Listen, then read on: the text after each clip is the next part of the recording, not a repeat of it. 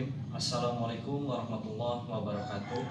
Perkenalkan, saya Ahmad Al-Berasari, guru SMP 5 Cikarang Selatan, mengajar mata pelajaran IPA di kelas 9. Pertama-tama, mari kita panjatkan puji syukur kepada Allah Subhanahu wa taala yang dimana saya dapat memfasilitasi siswa-siswi SMP 5 Cikarang Selatan untuk dapat belajar daring atau dalam jaringan mata pelajaran IPA di semester 1 tahun 2020-2021. Nah, sebelum ke materi, saya ingin menyampaikan latar belakang materi kali ini, yaitu bagaimana kalian dapat hadir di dunia ini. Nah, itu pertanyaannya. Yang melatar belakang itu adakah prosesnya? Nah, di materi ini atau topik yang saya ingin bahas di bab pertama, yaitu mengenai reproduksi pada manusia. Dan subtopiknya ada dua. Yang pertama, reproduksi laki-laki dan reproduksi perempuan. Yang kedua ini akan kita bahas mengenai organnya. Karena di semester 1 di kelas 7 mungkin sudah dibahas mengenai organ-organ tubuh manusia, atau dari yang terkecil sampai yang terbesar.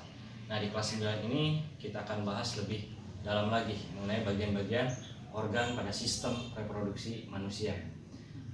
Nah, pada makhluk hidup terdiri dari 3, manusia, tumbuhan, dan hewan. Tetapi yang akan saya bahas, yang saya bahas yaitu manusianya itu sendiri. Terdiri dari 2 jenis kelamin, yaitu laki-laki dan perempuan. Organ apa saja sih yang ada di laki-laki maupun perempuan? Kita bahas yang pertama, yaitu pada laki-laki. Terdiri 2 macam, bagian luar dan bagian dalam.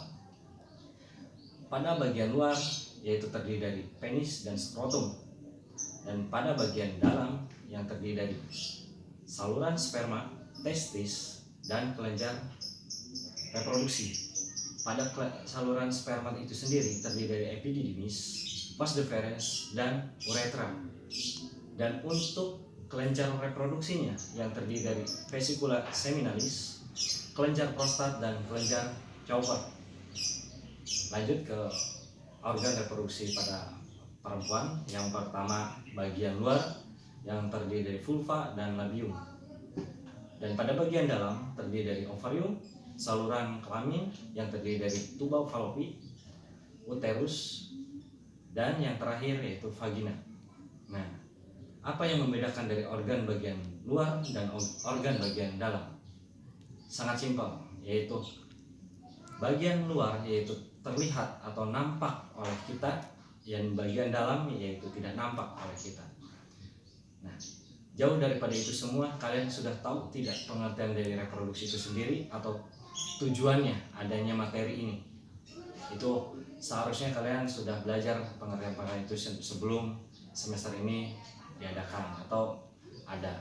Yang pertama yaitu mengenai pengertian reproduksi.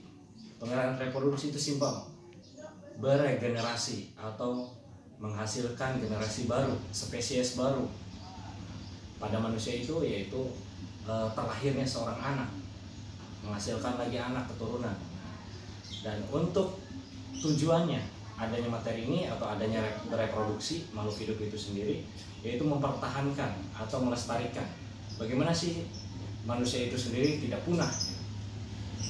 Kita ketahui pada zaman dulu, pada zaman purbakala itu adanya dinosaurus.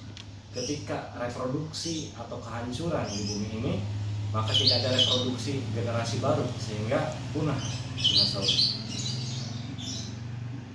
Sekian materi yang saya sampaikan di IPA ini, mudah-mudahan bermanfaat. Tapi saya ingin menyampaikan untuk khususnya umat muslim, kalian dapat melihat pada Quran surat An-Nisa ayat 1, silahkan dibaca. Saya tidak dapat menyebutkannya karena ada kalanya di IPA itu hanya menyampaikan fokus ke materi. Wabillahi taufiq wal hidayah. Wassalamualaikum warahmatullahi wabarakatuh.